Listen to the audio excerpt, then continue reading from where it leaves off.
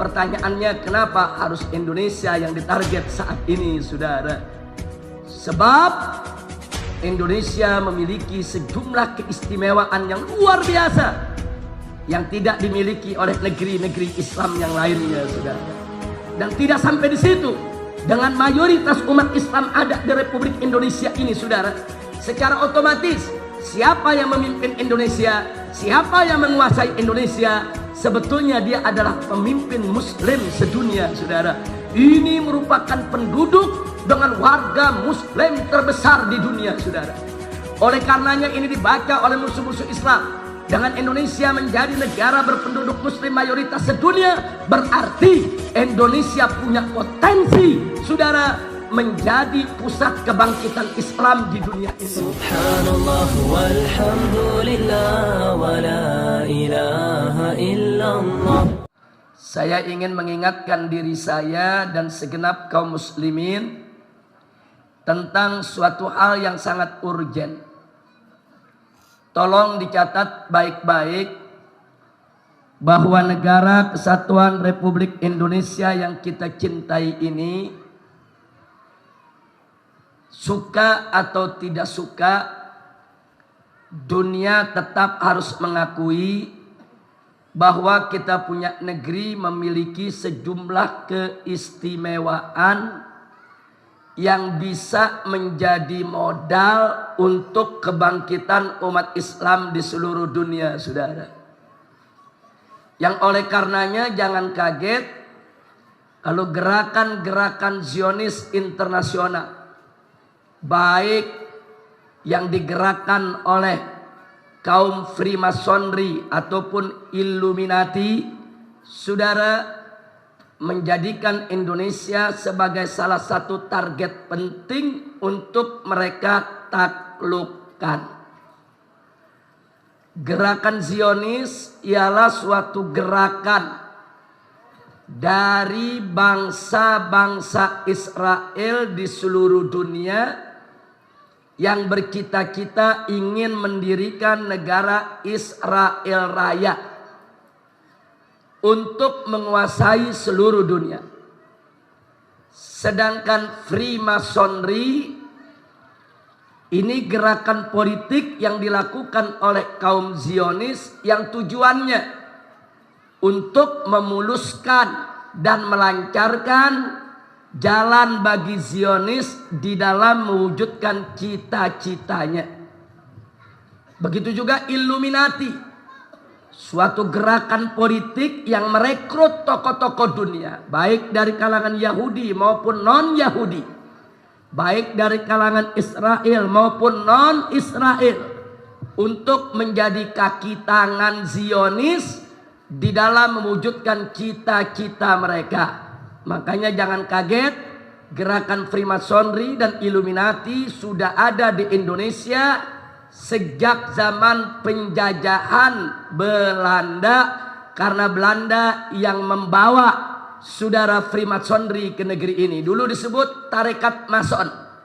Jadi kalau Anda dengar tarekat Mason, saudara, itu tidak lain dan tidak bukan adalah gerakan Freemasonry. Nah, dulu yang banyak ikut, saudara, ini tokoh-tokoh keraton di Jawa Tengah, saudara, bahkan ada juga tokoh-tokoh liberal di zaman pemerintahan Hindia Belanda yang memang setuju dengan prinsip-prinsip sekuler. Dan jangan kaget kalau di zaman sekarang ini banyak kalangan pejabat dan selebritis, sadar atau tidak sadar, saudara, masuk ke dalam organisasi-organisasi yang dikelola oleh Freemasonry dan Illuminati, seperti Rotary Club, Lion Club. Pejabat kita banyak yang menjadi anggotanya, saudara, baik pejabat di pusat maupun di daerah. Kalau pertanyaannya kenapa mereka tertarik untuk menjadi anggota Rotary Club, Lion Club dan lain sebagainya, sebab di sana dijanjikan berbagai macam fasilitas, berbagai macam kemudahan, berbagai macam diskon, saudara, mana saat mereka melakukan travel keliling dunia. Siapa yang menjadi anggota Rotary Club, siapa menjadi anggota Lion Club, kalau mereka keliling dunia, saudara, bayar hotel bisa separuh harga, bayar tiket pesawat bisa separuh harga, belanja di mal-mal bisa separuh harga, saudara. Mendapatkan kredit dari bank-bank untuk usaha juga dimudahkan, dan seterusnya dan seterusnya. Makanya jangan kaget, banyak pejabat-pejabat Indonesia sekalipun, saudara, dari tingkat kepala daerah sampai menteri-menteri di tingkat pusat, sampai anggota-anggota dewan kita tertarik untuk menjadi anggota Freemasonry maupun Illuminati, yang merupakan bagian daripada kerja Zionis untuk menguasai dunia internasional ini. Nah, oleh karenanya saya ingatkan kepada semua umat Islam untuk tetap berpegang teguh kepada hablullah yang Allah amanatkan dalam Al-Qur'anul Karim. Wallahu subhanahu wa ta'ala qala wa'tasimu bihablillahi jami'a wa la tafarraqu.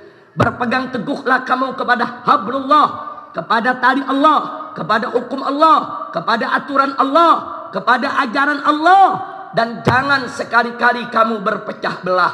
Umat Islam tidak boleh bercerai-berai, tidak boleh berpecah belah. Wajib mereka bersatu di dalam hukum Allah, di dalam menegakkan kalimat Allah, dan di dalam meninggikan kalimat Allah subhanahu wa ta'ala, insya Allah. Nah, sekarang mari yuk kita buktikan secara singkat saja kenapa gerakan-gerakan Zionis, Freemasonry, Illuminati, dan yang sejenisnya mereka rame-rame masuk Indonesia, saudara. Tadi sudah saya sampaikan, tujuannya adalah untuk menaklukkan Indonesia agar bisa melayani kemauan Zionis internasional. Pertanyaannya, kenapa harus Indonesia yang ditarget saat ini, saudara? Sebab Indonesia memiliki sejumlah keistimewaan yang luar biasa yang tidak dimiliki oleh negeri-negeri Islam yang lainnya, saudara. Yang pertama, bahwa Indonesia ini adalah aktsarus sukanan Islamiyan, saudara, fil alam, yaitu negeri yang memiliki penduduk mayoritas Muslim terbanyak di dunia, saudara. Tidak ada satu negara Islam pun yang penduduknya beragama Islam mencapai hampir 250 juta orang, saudara.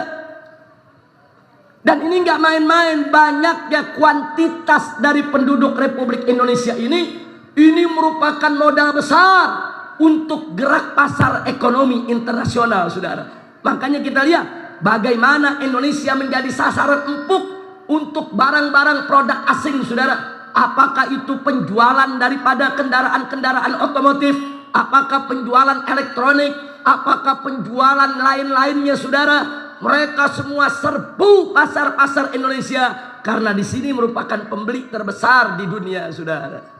Nah, jangan lupa, saudara, dan tidak sampai di situ. Dengan mayoritas umat Islam ada di Republik Indonesia ini, saudara, secara otomatis siapa yang memimpin Indonesia, siapa yang menguasai Indonesia, sebetulnya dia adalah pemimpin Muslim sedunia, saudara. Ini merupakan penduduk dengan warga Muslim terbesar di dunia, saudara.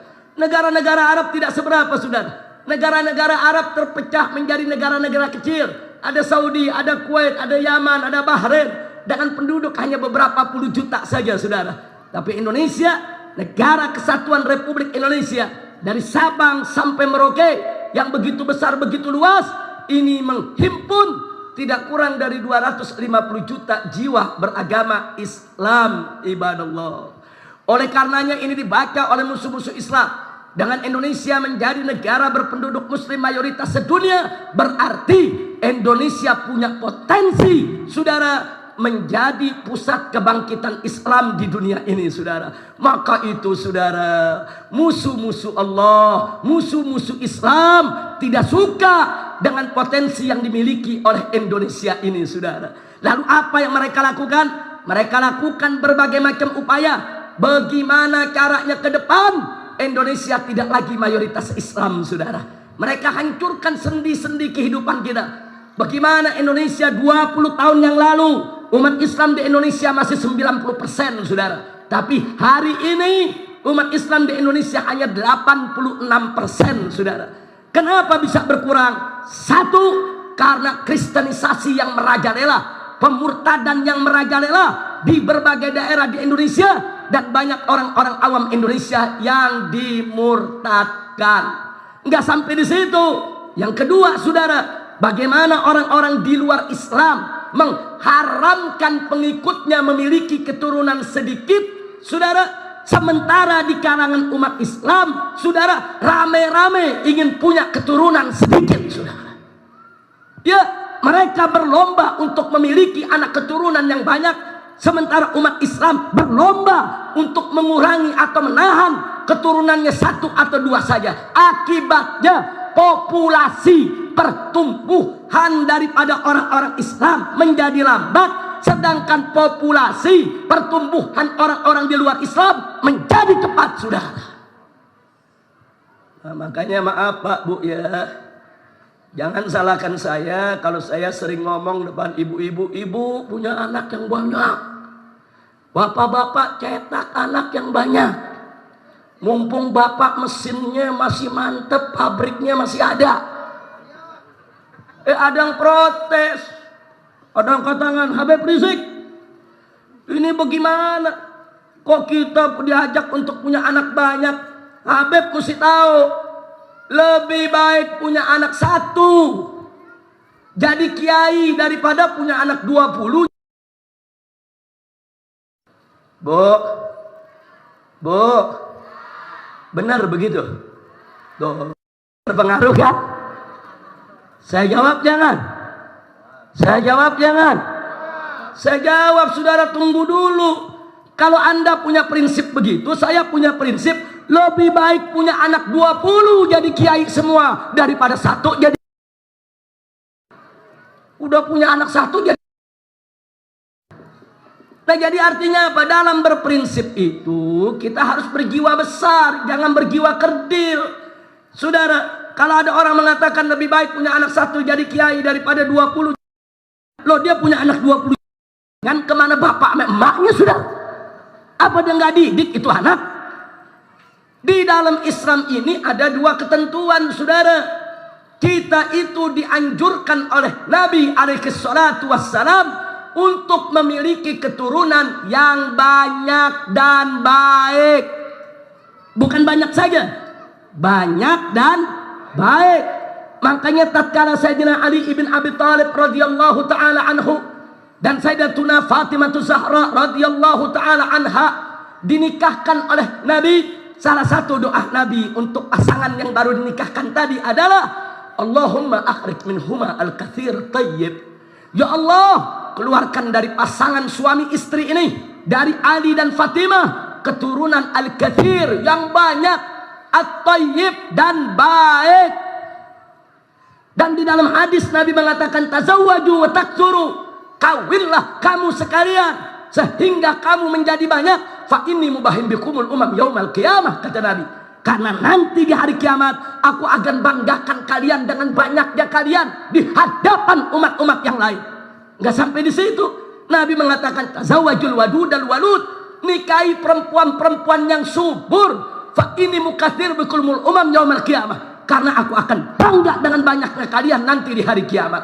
Nabi yang suruh kita punya anak banyak, saudara. Tapi jangan lupa Allah berfirman dalam surat An-Nisa, wallahu subhanahu wa ta'ala qala wal yakhsal ladzina law taraku min khalfihim dzurriyyatan di'afa khafu 'alaihim falyattaqullah wal yaqulu qawlan sadida. Apa kata Allah dalam ayat ini, saudara? Hendaknya orang-orang yang beriman merasa takut kalau meninggalkan di belakang mereka generasi yang lemah. Lemah imannya, lemah ilmunya, lemah akhlaknya, lemah fisiknya, lemah mentalnya, lemah ekonominya. Allah nggak kasih, saudara. Nggak boleh orang beriman meninggalkan keturunan di belakang mereka sebagai generasi yang lemah. Jadi kesimpulannya, yang diminta oleh Allah dan Rasulnya punya anak yang banyak tapi bermutu, saudara. Banyak tapi berkualitas, saudara. Banyak tapi kuat ilmunya, kuat akhlaknya, kuat fisiknya, kuat mentalnya, kuat pendidikannya, kuat ekonominya. Itulah prinsip perketurunan dalam Islam, ibadallah. Alhamdulillah. Lillah enggak ditakut-takutin. Umat Islam kalau punya anak banyak nanti mau makan apa? Ada gak yang nakut-nakutin begitu? Ayo jujur, ada gak? Ada gak? Nanti mau makan apa? Nanti kelaparan. Loh, jawab jangan, Bu. Bu. Bu. Jawab jangan. Jawabnya gampang, saudara. Urusan makan manusia, urusan Allah. Kenapa kita yang mikirin? Ikhtiar urusan kita, saudara. Tapi yang memberikan rizki bukan urusan kita, saudara. Allahu Razzaq. Allah yang menjamin rezeki. Saya buktikan, saudara. Allah maha adil di dalam pemberian rezekinya. Dan Allah tidak biarkan hamba-hambanya untuk kelaparan, saudara. Mari kita lihat. Dulu umat manusia ketika masih sedikit jumlahnya, Allah berikan ilmu bertani sedikit, saudara. Mereka hanya mampu panen 1 tahun 1 kali. Di zaman itu, kalau diberikan kabar 1 tahun bisa 2 kali panen, nggak ada petani yang percaya, saudara. Bisa jadi kita dikatakan gila, saudara. Kenapa Allah berikan sedikit ilmu? Hanya bisa mampu panen 1 tahun 1 kali. Karena panen 1 tahun 1 kali di zaman itu cukup untuk memenuhi kebutuhan umat manusia yang ada. Begitu umat manusia bertambah 2 kali lipat, saudara, Allah kasih ilmu lagi, saudara. Manusia bisa panen 2 kali dalam 1 tahun. Subhanallah. Siapa itu yang memberikan ilmu bisa panen 2 kali dalam 1 tahun, saudara? Allah. Dan kenapa Allah berikan itu ilmu, saudara, yang Allah tidak berikan di masa yang lalu? Dulu Allah hanya berikan ilmu 1 kali, 1 tahun 1 kali panen. Sekarang Allah berikan 1 tahun 2 kali panen. Kenapa itu ilmu diberi? Karena Allah maha tahu. Kalau manusia sudah bertambah 2 kali lipat, ilmunya tidak ditambah, berapa banyak makhluk Allah yang akan kelaparan, saudara. Allah berikan sedikit ilmu, 1 tahun 2 kali panen, sehingga mencukupi untuk manusia yang ada di zamannya. Alhamdulillah. Saya tanya, siapa yang maha kuasa? Siapa yang maha adil? Siapa yang menjamin rizki? Takbir. Manusia bertambah lagi, saudara, populasinya. Enggak cukup 2 kali panen, saudara. Allah kasih ilmu lagi. Ilmu apa? Dulu 1 petak sawah itu panennya cuma 4 ton beras, saudara. Tapi di zaman sekarang dengan teknologi pertanian intensif, saudara, dengan pertanian modern, 1 petak dengan ukuran yang sama, saudara, mampu panen sampai 20 ton. Subhanallah. Berapa kali lipat tuh? 4 sampai 20. Jadi begitu manusia bertambah 5 kali lipat, Allah tambah lagi tuh ilmu, saudara. Saya tanya, dari siapa itu ilmu? Siapa yang menjamin rizki manusia? Allah yang jamin, kita yang mau mikir ntar kita kelaparan. Yang menciptakan manusia Allah. Allah yang jamin rezekinya. Nggak usah dipikirin. Cuman yang mesti kita pikir ikhtiarnya. Bagaimana anak banyak bermutu semua. Anak banyak berkualitas semua. Anak banyak dididik dengan baik, saudara. Supaya ke depan mereka mendapatkan ilmu-ilmu yang berkah dari Allah. Untuk mengatasi problem kehidupan mereka. Betul? Betul? Enggak sampai di situ, saudara. Dulu bawang kecil-kecil, saudara. Cukup buat umat manusia. Begitu manusia banyak, Allah kasih ilmu. Teknologi pertanian dengan enzim. Sekarang ini, saudara, itu bawang segede beduk ada, saudara. Subhanallah. Ada tomat segede kepala, saudara. Bayangkan. Ada semangka segede guling. Dari mana itu ilmu, saudara? Karena Allah tahu kebutuhan manusia juga makin meningkat. Makanya kuantitas, saudara, jumlah daripada pasukan yang dibutuhkan oleh manusia pun juga harus meningkat. Enggak sampai di situ, saudara. Di zaman sekarang ini, saudara, Anda tahu vitamin C 1 tablet kalau Anda minum itu sama juga makan jeruk 20 kilo, saudara. Saya mau tanya, ibu-ibu kalau makan jeruk 20 kilo, mencret gak? Mencret, saudara. Kuat 20 kilo? Enggak kuat, saudara. Tapi di zaman sekarang, saudara, itu jeruk ekstraknya diambil, saudara. Diambil cuma dijadiin 1 tablet. Minum 1 tablet, nilainya, saudara, vitaminnya sama dengan jeruk 20 kilo. Subhanallah. Dari mana itu ilmu, saudara? Dari mana itu ilmu? Dari mana itu ilmu? Jadi apa perlu kita takut kelaparan? Cetak anak yang banyak, cetak. Bikin anak yang banyak, saudara, jangan belum apa-apa. Cukup anak 2. Iya. Ya kalau sekedar dianjurkan punya anak 2, silakan. Tapi jangan dijadikan pedoman dong, saudara. Pedoman Islam dalam berketurunan banyak dan berkualitas.